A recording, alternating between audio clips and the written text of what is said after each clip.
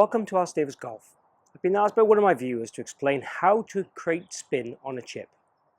And what I've picked for this is a 20-yard pitch shot. And I'm going to just talk you through the best ways of creating spin for that shot. Now essentially the best way to create spin is all to do with strike.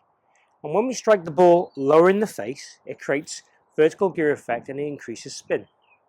So what I've done with this shot is I've hit a few 20-yard pitch shots myself. I've recorded them on Trackman to show you the spin that I'm generating. And if you get the opportunity to get on Trackman with your coach or with someone locally, work out what your spin is and see how good you can get it and how close you can get it to mine. Not that I'm a great expert, but I'm reasonably good at this shot.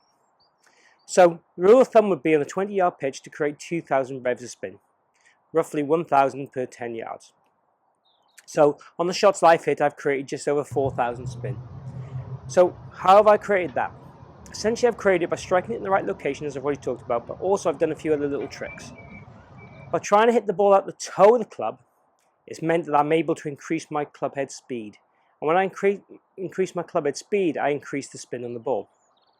So to give you an example, if I was hitting a 30-yard chip pitch, I'd have 3,000 spin on the ball as a kind of want. And a 20-yard, 2,000 spin. So if I'm able to put a 25-yard swing on a 20-yard chip, I should be increasing my spin by 500 for sure. So if I can hit the ball off center, it means the smash factor will come down and I'll increase my kind of club head speed to get the same distance. So what I've tried to do with this shot is play it very kind of stiff and shallow, strike it in the toe of the club and low in the face. And just to help that, I've tried to cut across the ball a little bit. By cutting across the golf ball, I'm hitting it in the toe of the face much easier. So let's just show you one of those shots. So I'm just here, 20-yard kind of pitch. And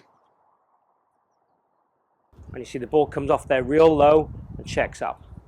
And you'll see the video come up with the ball just landing and reacting. So a lot of my other videos you'll hear me talk about, center strike and path and how important it is. Yes, if I wanted to hit a perfectly straight shot with no spin, I wouldn't want to cut across the ball and I wouldn't want to hit it at the toe. But if I wanted to increase spin, definitely can do this to do that. As soon as I cut across the golf ball, obviously I'm going to be wanting to create curvature on the ball. And if I'm hitting the ball off the toe of the club, I'm going to be creating deflection and gear effect. But with such a short shot where the accuracy is pretty much guaranteed for a good player, I don't need to worry about that. If I wanted to hit it like a putt, land and roll in and read it like a green, then I would want to hit it in the center and allow for it to release out. So the take-home information would be if I wanted to hit a shot that would be more like a chip putt and get it running, I wouldn't do what I'm asking you to do. But if I wanted to increase spin, then definitely I would try this method, because it will allow you to create more spin on the shot per distance. Obviously I wouldn't try this for a long shot like a 40-50 yard shot, but certainly for your 20-30 yard shots, have a go at this shot, see if it'll increase your spin, have some fun with it. Post your comments down below, make sure you share and subscribe.